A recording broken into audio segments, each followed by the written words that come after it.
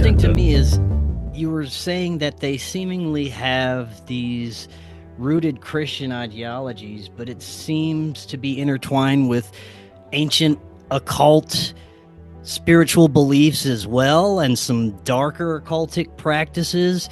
This seems to be something that originates from something much older than just traditional Christian beliefs, right? I think that there's an overlap. So I don't think that, like Alan Dulles, if you look at his history, he doesn't act like a Christian at all, but he's in these Christian organizations. Same with Galen. And Himmler was the SS had a really dark occult stuff. So what's Himmler doing in a Christian crusader organization? Right. So I think your point is totally valid.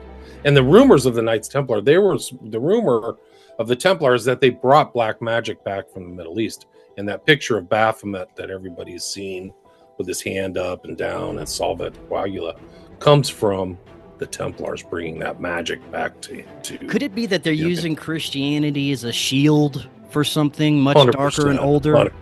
100%. Yeah. 100%. And there's traditional Catholics or trad, they call them trad Catholics, whatever. They think that they always are worried about infiltration into the Vatican of dark forces.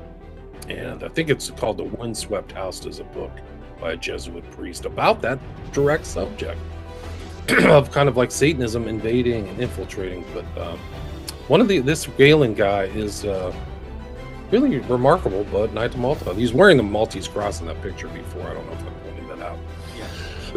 Really that's his central totem, is that cross, that black, that red and white. So if you scroll down, this is kind of the layout of the Malta. I mentioned 3 islands earlier. So the main one is Malta, but there's 2 smaller ones. It's about 5 miles across, not very big.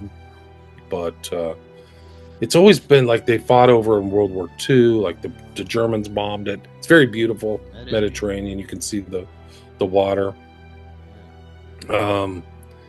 But this one, this St. John's Cathedral in Valletta, which is the main city, has 400 tombstones of knights and officers of the Order of St. John of Jerusalem.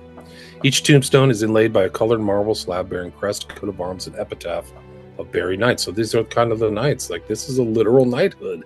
It's not, it's from the past, but these people really are like knights, like Christian knights.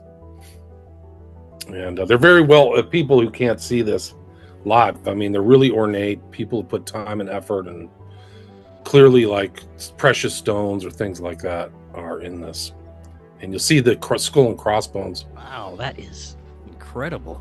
Yeah, one of the interesting things is the skull and crossbones may come from the Knights of Malta, who were accused of piracy because they were an island kind of group of knights, and they were always trying to subvert kind of Muslim shipping and stuff like that. So you'll see this skull and crossbones.